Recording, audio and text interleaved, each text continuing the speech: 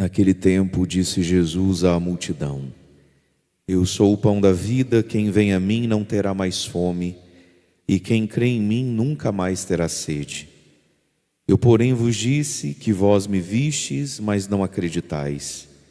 Todos os que o Pai me confia virão a mim, e quando vierem, não os afastarei. Pois eu desci do céu não para fazer a minha vontade, mas a vontade daquele que me enviou. E esta é a vontade daquele que me enviou: que eu não perca nenhum daqueles que ele me deu, mas os ressuscite no último dia. Pois esta é a vontade do meu Pai, que toda pessoa que vê o Filho e nele crê, tenha a vida eterna.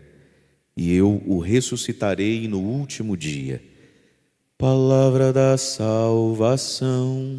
Glória a vós, Senhor.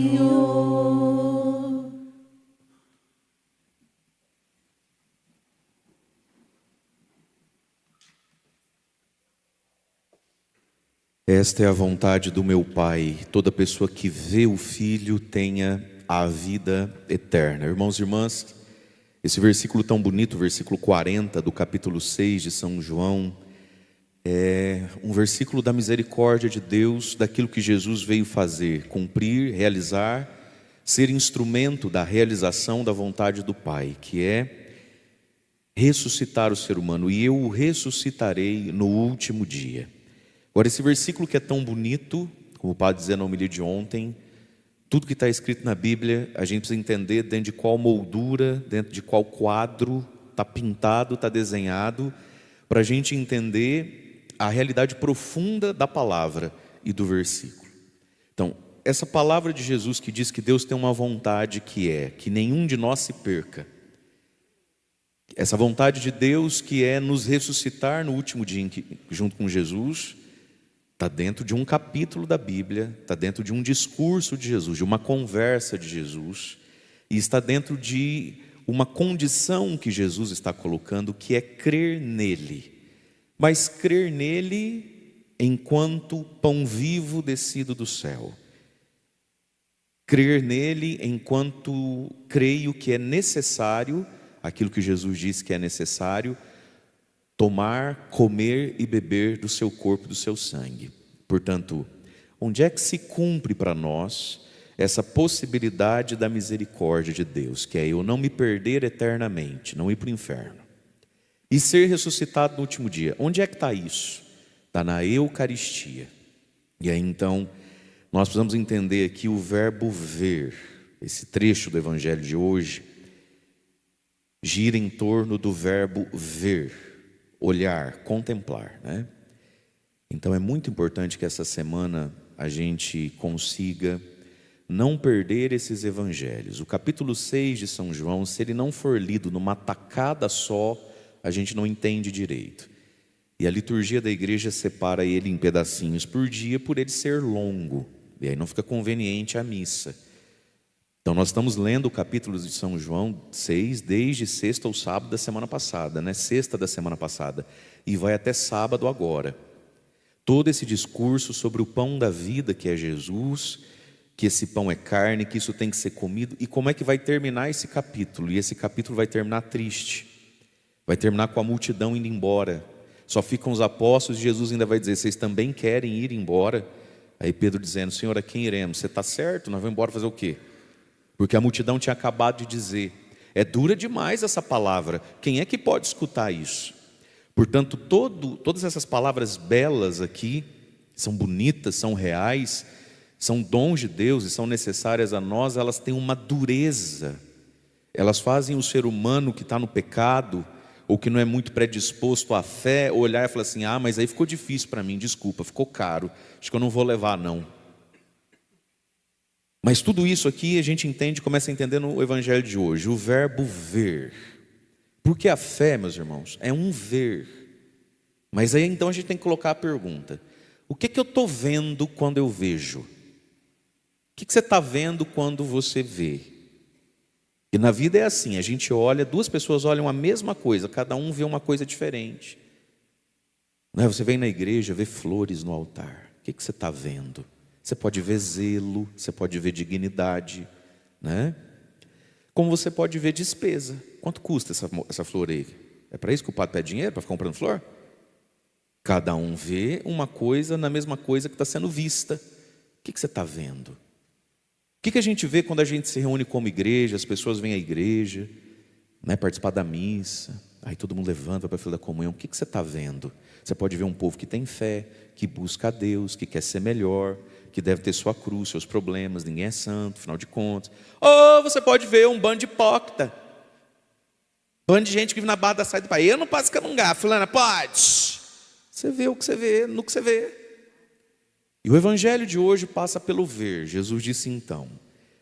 A igreja proclama hoje, começando pelo último versículo da leitura de ontem, que é para ir amarrando as coisas. Então Jesus começou dizendo assim: eu sou o pão da vida. A gente vê isso em Jesus? O que a gente vê em Jesus? Eu sou o pão da vida. Quem vem a mim não terá mais fome, e quem crê em mim nunca mais terá sede. A gente vê em Jesus o verdadeiro alimento da vida, a verdadeira água da vida, a verdadeira saciedade da vida. Ou a gente vê em Jesus um gerente de banco que vai me dar, vai me financiar aquilo que eu de fato acredito que vai saciar minha fome e minha sede. Um carro, uma casa, saúde, casamento, um sonho.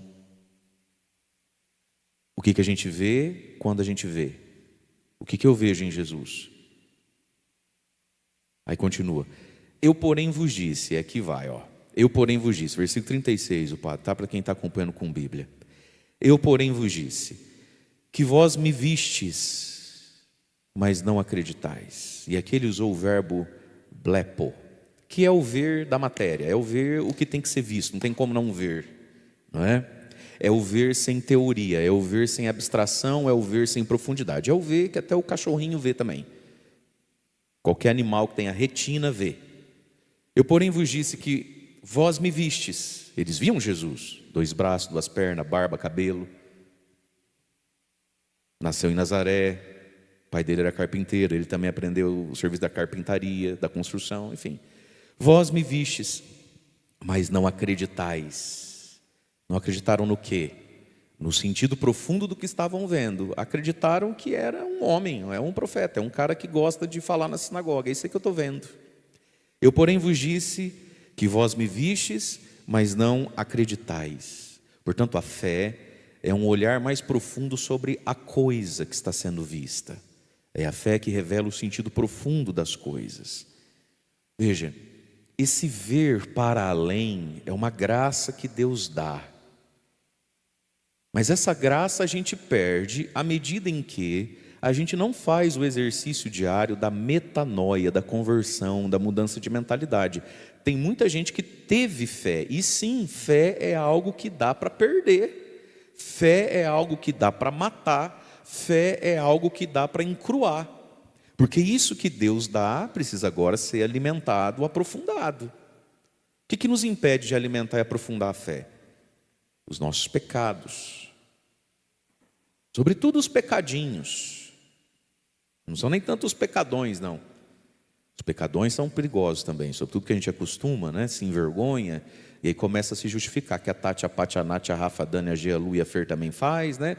Que a fulana, que é filha da ministra da Eucaristia, também faz. Aí a gente começa a ficar nas nossas lamas e porquices. Mas os pecadinhos também, meus irmãos, os pecadinhos que a gente alimenta, que a gente fala, mas tem pecado pior também, né? Acho que Deus está lembrando isso aí. Essa nossa amizade com os nossos defeitos de caráter, de temperamento, essa nossa amizade com um ser, o que a minha família sempre foi, né? Cada um de nós vem de uma tradição familiar. Cada família tem uns defeitos meio próprios, um jeitão de ser errado meio próprio. Toda família, a minha também. Aí a gente vai ficando amigo disso. Isso vai deixando nebuloso o olhar da fé. Quando a gente não coloca para nós mesmos a meta da santidade, entende? E quando a gente não alimenta nossa inteligência e o nosso espírito com as verdades de Deus. Aí a gente, apesar de ter recebido a fé, começa a olhar a vida, as pessoas, as coisas, nós, Deus, o capeta, o céu, o inferno, e tudo num olhar muito mundano, num olhar muito carnal. E aí a gente perde e não consegue mais enxergar a realidade que está dentro das coisas. Por exemplo, a gravidade do pecado. A gente não vê mais a gravidade do pecado. Por exemplo, o que é que vale a pena entre duas coisas boas? Qual é a melhor? O que mais agrada a Deus? Eu nem percebo, eu não descubro, não me afeta, não me importa isso.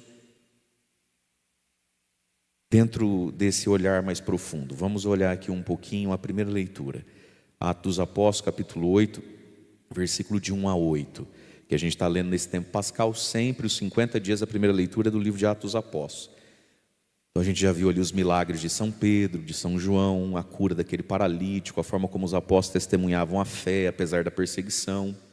Aí nós vimos Estevão, o primeiro mártir da fé, o primeiro diácono, que morreu na leitura de ontem, né? Apedrejado, e morreu igual Jesus morre, né? Perdoando os inimigos. E aí nós começamos a leitura de hoje, Atos 8, a partir do versículo 1, diz que naquele dia começou uma grande perseguição, no dia da morte de Estevão, contra a igreja que estava em Jerusalém.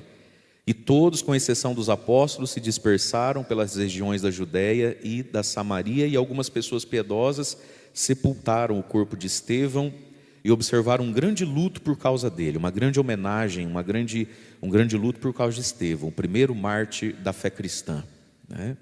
Mas olha só que interessante, começa então uma grande perseguição, e a comunidade vai se dispersar e cada um vai para um lado. Vai ficar num primeiro momento em Jerusalém só os apóstolos.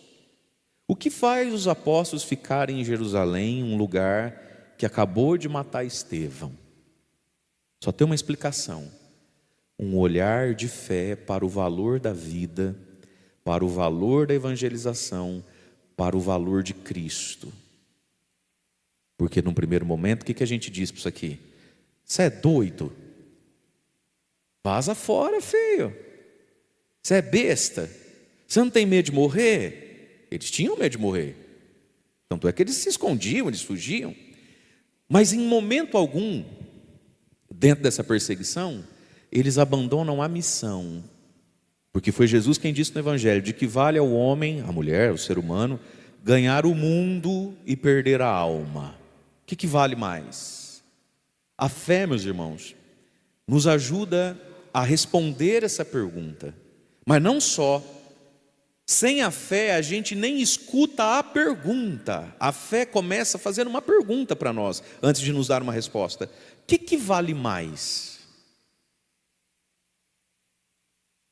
E essa pergunta da fé em nós, né, é movida. O fósforo que risca e acende essa fogueira, que é uma pergunta dentro de nós, é o Espírito Santo de Deus. Sem o Espírito Santo, não é que a gente não sabe dar a resposta. Sem o Espírito Santo, a gente não sabe fazer a pergunta. A coisa mais importante da vida não é nem as respostas, são as perguntas. Quem não pergunta não se mexe. Quem não pergunta não aprende. As perguntas. O que é mais importante? De que vale ganhar o mundo? Veja, dá para ganhar o mundo virando as costas para Deus. Jesus disse que tem pessoas que vão ganhar o mundo e perder a alma. Portanto, ganhar a alma e ir para o céu não necessariamente está vinculado a estar ganhando o mundo. Portanto, não se iluda tanto com pessoas e oportunidades de ganhar o mundo. Foi Jesus que disse: você quer virar as costas para Deus? Você quer contar um miguezinho do porquê é que você vive em pecado? Quer fazer uma narrativa para isso? Porque homem, o senhor sabe como é que é, né, padre? Porque jovem hoje em dia, né, padre, o senhor sabe como é que é. Não, padre, a gente sabe, a gente só está esperando ter dinheiro para casar. Você quer fazer uma narrativa, você faz. E não pense você que Deus vai jogar um raio na tua cabeça, não vai. Foi Jesus que disse, do que adianta você estar ganhando o mundo, ou seja, você está vivendo do jeitinho que você quer. Não pense você que Deus vai aterrorizar a sua vida, Deus não vai tacar fogo no você não. De que vale ganhar o mundo e ir para o inferno. Então o que explica? Estevão acabou de ser apedrejado, moído na pedra.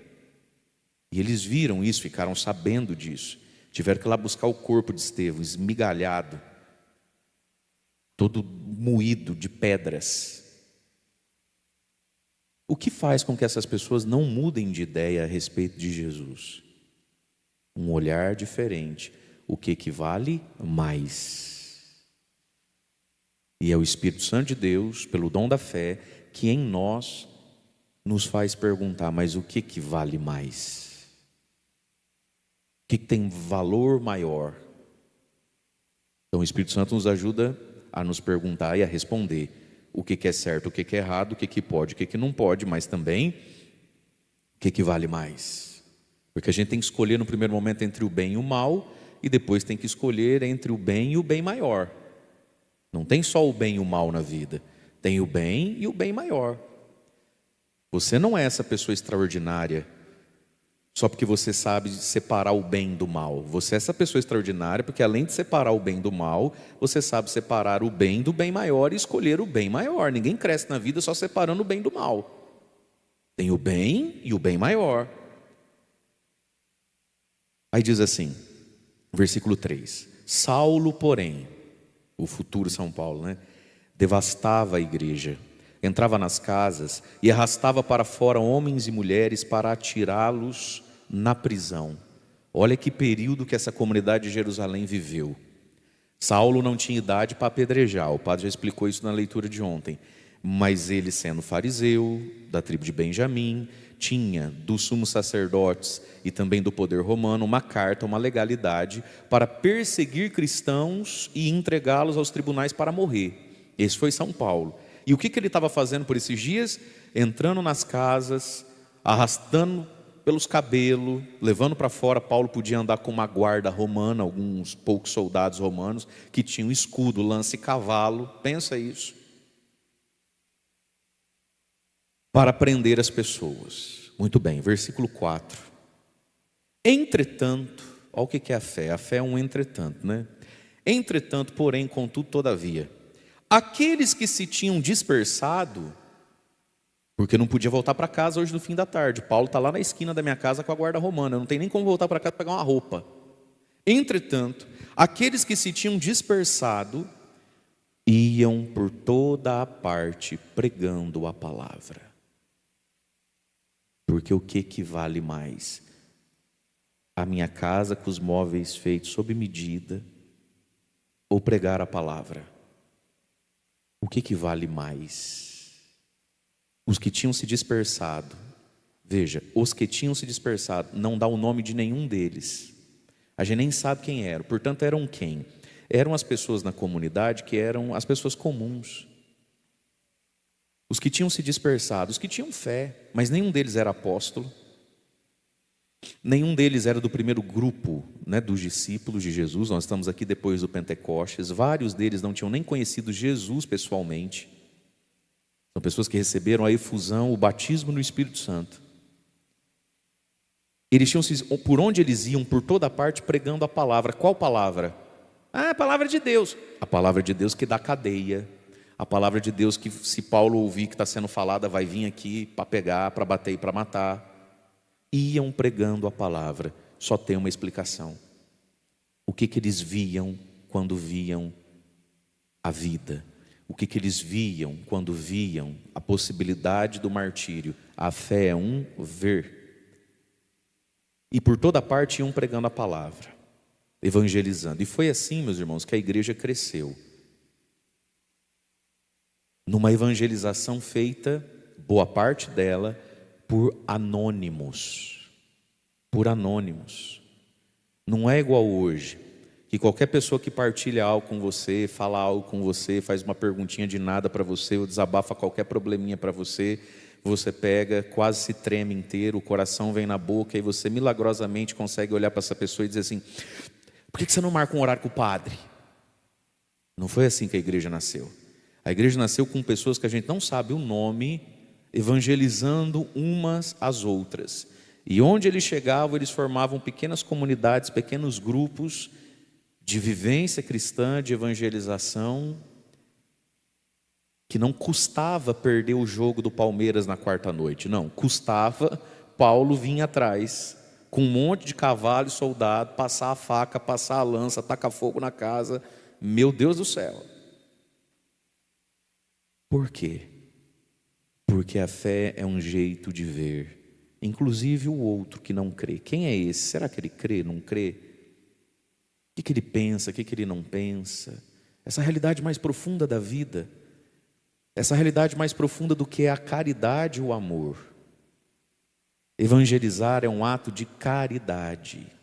Partilhar a palavra de Deus é um gesto de caridade, de amor. Entende isso?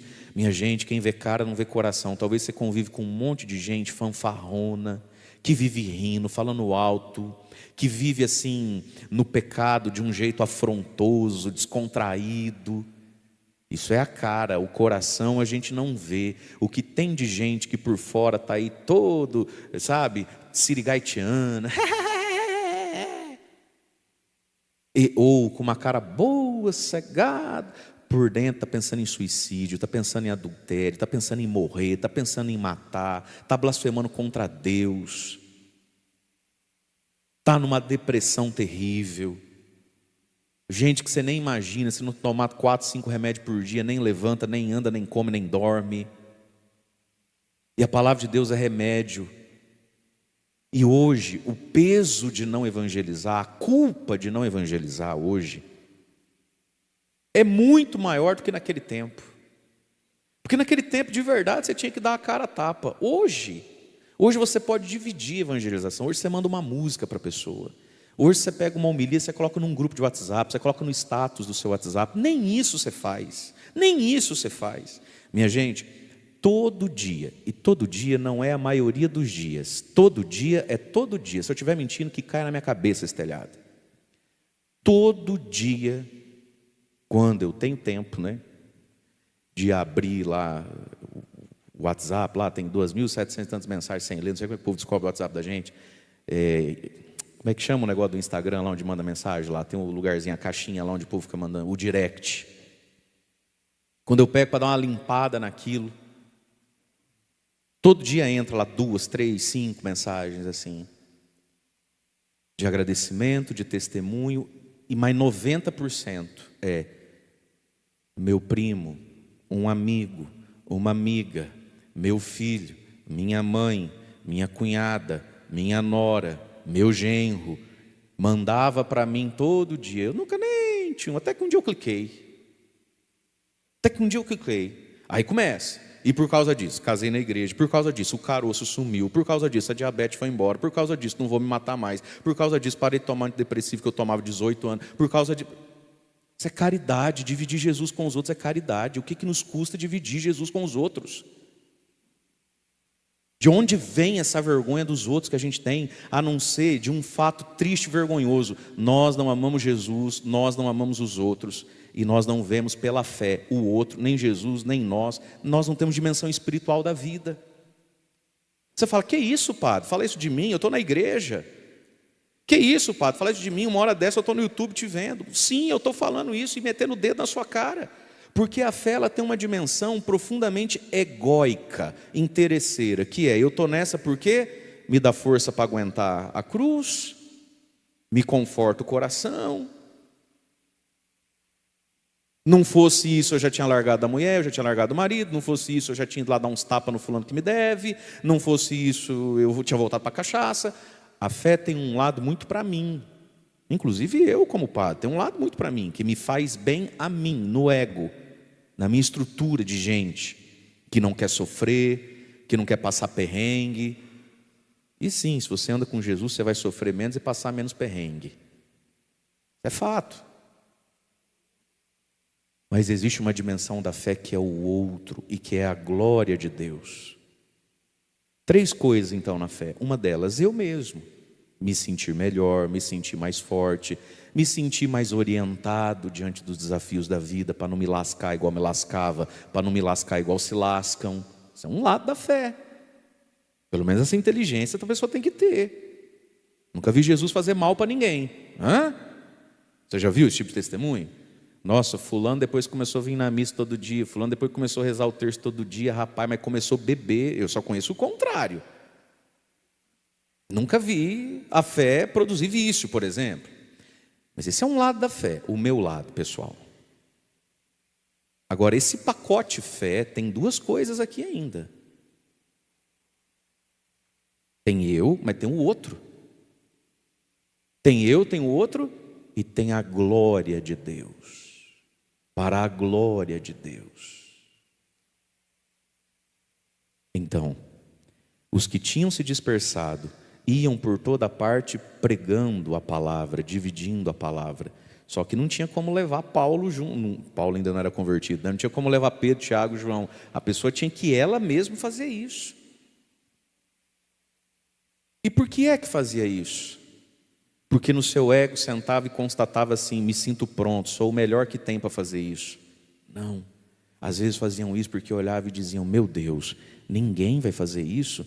Jesus, se eu não fizer, ninguém faz. Iam lá e faziam. O nome disso é caridade para com o próximo, zelo para com Deus. Sim, a fé nos pede algum amor próprio. É por isso que às vezes a gente até se revolta, se assusta com a ignorância de quem não crê. Você fala: você falta até de amor próprio. Fosse na igreja, não sofrisse tanto. Não é assim que você fala? Fulano, meu filho, vai lá, vai te fazer bem. A pessoa nem isso faz.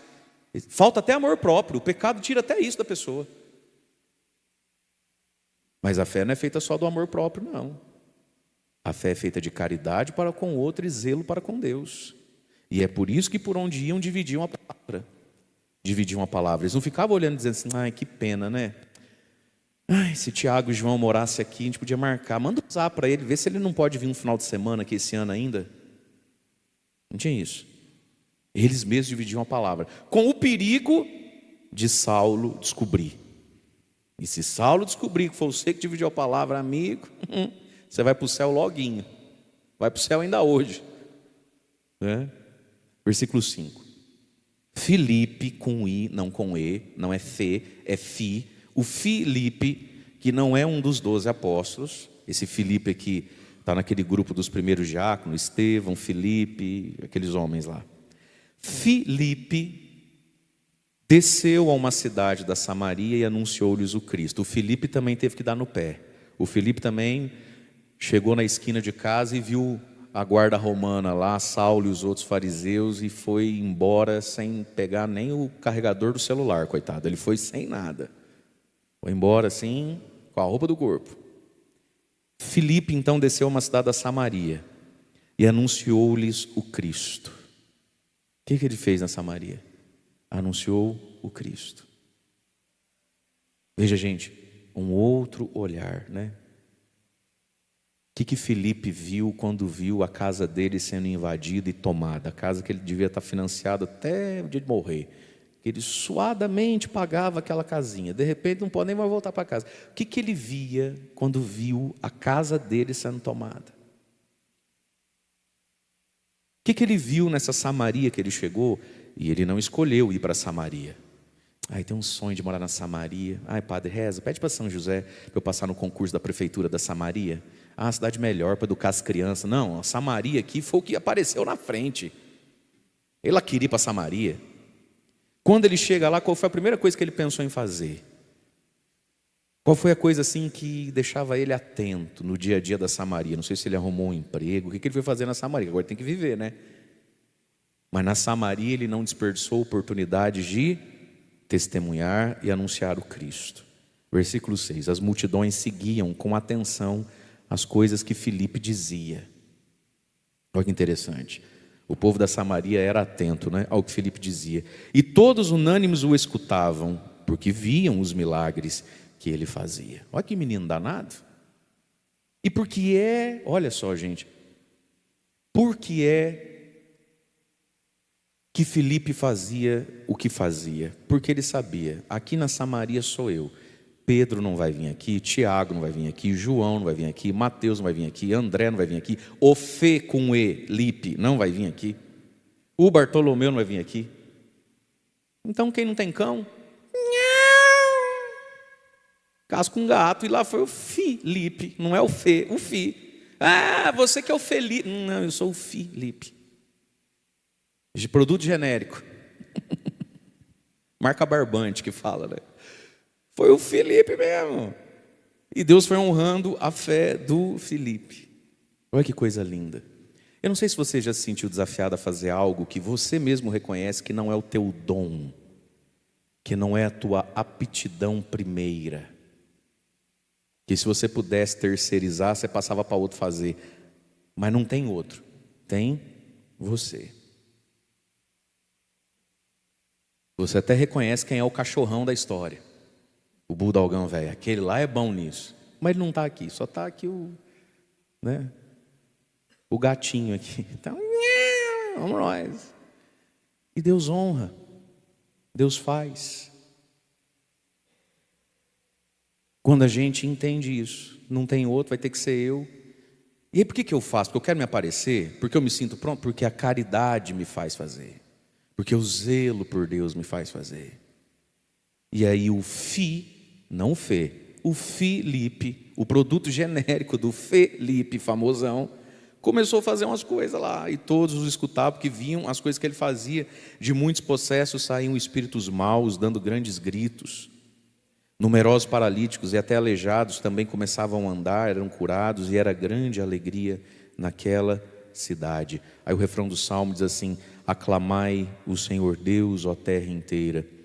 E Deus, Jesus, começou a ser aclamado não só em Jerusalém, porque aqueles que iam por onde iam, partilhavam a palavra de Jesus. E por que faziam isso? Porque viam a vida, as coisas e até a perseguição com os olhos da fé. Vamos voltar no Evangelho. Jesus disse então, versículo 36, João 6,36: eu porém vos digo, vocês vêm, mas não creem. Versículo 37, todos os que o Pai me confia virão a mim, e quando vierem não os afastarei. Olha que lindo isso, quando eu vou a Jesus ele não me afasta. Aí ele continua, versículo 38, pois eu desci do céu não para fazer a minha vontade, mas a vontade daquele que me enviou. E esta é a vontade daquele que me enviou, que eu não perca nenhum daqueles que ele me deu, mas os ressuscite no último dia. E como é que Jesus ressuscita no último dia? Uma das formas, uma das expressões da gente dizer sobre a Eucaristia, Jesus Eucarístico, é a Eucaristia como penhor da salvação. Você já ouviu essa palavra, né? Loja de penhor, penhorar, vou penhorar tal coisa. A Eucaristia como o penhor da salvação, pois essa é a vontade do meu Pai, versículo 40, que toda pessoa que vê o Filho e nele crê tenha vida eterna. Agora mudou o verbo ver aqui, do blepo, vocês me blepo, vocês me veem como se eu fosse pedaço de madeira, e é só isso que vocês veem. Pois toda pessoa que vê, que teoreo, teoria. Você olha para algo e fala assim, eu tenho uma teoria sobre isso aí. Já falou isso de alguma coisa? Já ouviu alguém falando assim? Eu tenho uma teoria sobre isso aí. Ou seja, isso aí, eu vejo uma coisa nisso aí, é minha teoria, vou falar minha teoria. O teorel é o olhar de quem está olhando, vendo, porque é concreto, mas está elaborando uma verdade, que só é possível por causa do concreto, que não contraria o concreto, mas que aprofunda o concreto. Quando a gente vem à missa, a gente blepo, a gente vê uma hóstia, é pão, água e farinha. Quem vê o Filho, quem teoreu e crê, vai ter vida eterna. E aqui, meus irmãos, a gente vê, né, com tristeza assim, olha, quantas pessoas se dizem católicas, mas só blepo mesmo. Nascido e criado, às vezes a gente vê isso, nascido e criado na igreja. Foi coroinha, foi cantor, foi ministro, foi eleitor, participava da comunidade tal, do grupo tal, ajudava não sei o que, não sei o que. Primeira ocasião que a vida vai dar de fato, na liberdade, no exercício da liberdade, não é mais porque o pai e a mãe estão olhando, não é mais nada. A primeira oportunidade que a vida der, e a vida vai dar, de amar Jesus sobre todas as coisas, de um modo concreto e não fantasioso. Porque Cristo está na Eucaristia. Meus irmãos, a Eucaristia é o critério da qualidade da fé. A Eucaristia é o critério da qualidade, da profundidade da fé. É a respeito da Eucaristia que a gente, ao redor disso, a gente avalia tudo. O Papa São João Paulo II dizia, né? A Eucaristia é o ápice e a fonte da vida da igreja e da fé. Começa aqui e termina aqui. Na primeira ocasião que a vida dá, o que faz com Jesus eucarístico? Abandona Ele, fica sem Ele e constrói uma narrativa. Aí você escuta, mas só tem uma verdade aí. Nunca viu, só pode. Nunca viu. Passou a vida vendo o que na hóstia? Hóstia. Passou a vida vendo o que na hóstia? Um momento fraterno, onde a gente vai lá, mas nunca viu. O que fazia São Maximiliano, num campo de concentração, rezar a missa escondido, na madrugada, na neve, no gelo, com aquelas pessoas saindo meio que rastejando daqueles galpões, né, onde eles ficavam presos, para ir participar de uma missa rapidinha, com uma gota de vinho na mão, que não tinha como fazer diferente. Mas se o soldado pegar, morre, cozinhado no forno, sufocado no gás. O que é isso? Isso é o ver, é o teorel. Percebe? O que fez São José ser quem ele foi? O que ele via quando via Maria? O que ele via quando via o menino Jesus? E aí ele tem que olhar para a carpintaria dele. Grande orgulho da vida de São José era ser o carpinteiro da cidade. Por causa de Maria e de Jesus, não vai ter mais carpintaria, tem que fugir para o Egito. Aí você olha para Maria, olha para a carpintaria. O que vale mais? No blepo, a carpintaria vale mais. Maria, se arruma outra. O que vale mais? No teorel, Maria vale mais que a carpintaria. Ainda que na realidade, Maria só está dando trabalho e despesa para esse homem. Não é assim? E isso é um exercício da vida, para tantas coisas da vida, mas é um exercício da fé. E Jesus está dizendo, para que toda pessoa que me contemple, que me veja na realidade do que eu sou, essa pessoa vai ter a vida eterna. Mas a respeito do que é que Jesus está falando, de vê-lo como, de vê-lo em qual realidade, de vê-lo concretamente, mas além do concreto onde? Na realidade do pão que ele pega da graça e diz, quem comer desse pão. Aí a gente olha para esse pão que é possível comer e não faz esforço nenhum para comer. Olha, gente, está chegando o tempo que o povo vai assim, querer que a igreja entregue a Eucaristia delivery. Sabe assim, pedir para o rapazinho do Zap Zap, que cidades maiores aí que nos acompanham pela internet, no iFood. Essa preguiça de se consertar com Deus vem da onde? Vem do não ver, né? Essas realidades da vida que a pessoa não desapega, não supera, não abre mão, vem da onde? Às vezes eu brinco, o povo fica magoado, mas vai magoar mesmo. Entre tantos magoados, vários se salvaram, então vai lá. Às vezes eu brinco, né? Esse dia eu falei para um casalzinho, falou, ó, ai padre, o senhor ainda vai fazer o nosso casamento. Falei, filha, Deus te ouça, porque morrer desse jeito, né? Não quero que você se lasque tanto, não. Faça o seu casamento, vou falar uma coisa para você. Aí você ainda vai rezar meu casamento. Eu falei, vou rezar seu casamento. Eu falei, mas de verdade mesmo, com essa história molenga que você me conta, na hora do seu casamento, se eu pudesse, sabe o que eu vou fazer? Na hora do casamento, na hora de comungar, sabe o que eu vou fazer? Aí ela toda séria, o senhor vai me dar comunhão. Eu falei, não, vou. Mas não vou dar a comunhão da missa, não. Eu vou te dar um brigadeiro, do mais caro que tiver para comprar.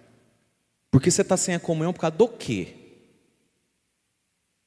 Por que está sem a Eucaristia? Porque está esperando juntar dinheiro para poder pagar aqueles brigadeiros todo chiquetoso, aquela festa, nanana, aquela mesa de doce, nanana. Então no dia do seu casamento, eu não vou te dar a Eucaristia não, eu vou dar o seu Deus, eu vou dar o que te vincula à vida. Um brigadeiro. que a pessoa vê quando vê matrimônio? O que a pessoa vê quando vê casamento? E vem na igreja assim, ó, numa paz que eu não sei de onde vem, a não ser da própria cegueira. E não está nem aí com a paçoca. Ainda sai falando assim, Padre Mário é uma benção, mas tem umas coisas que ele exagera. São brigadeiro, rogai por nós, né? Santo promotor, ouvir-nos. Meu Deus! Todo o que vê, Teorel. Hoje eu fico sem um pão? Hoje eu fico sem farinha e água? O que eu vejo naquilo que fico sem? Mas o que vejo? Olha o capeta gemendo ali no cachorro. Isso aí, filho. Fala a Deus. O que eu vejo naquilo que eu fico sem? Mas também, meus irmãos, para nós, o que vemos naquilo que podemos ter, né? Porque também ter a Eucaristia só porque legalmente eu posso tê-la, né? Só porque na legalidade da fé é meu direito. É por isso que às vezes não dá fruto nenhum na nossa vida. Quem vê, Teorel.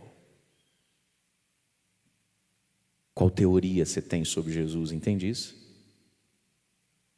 Quem vê, quem contempla o Filho. Na realidade do pão, porque é esse o contexto do Evangelho. E nele crê. Tenha a vida eterna. E a Eucaristia é o penhor. O que acontece no último dia?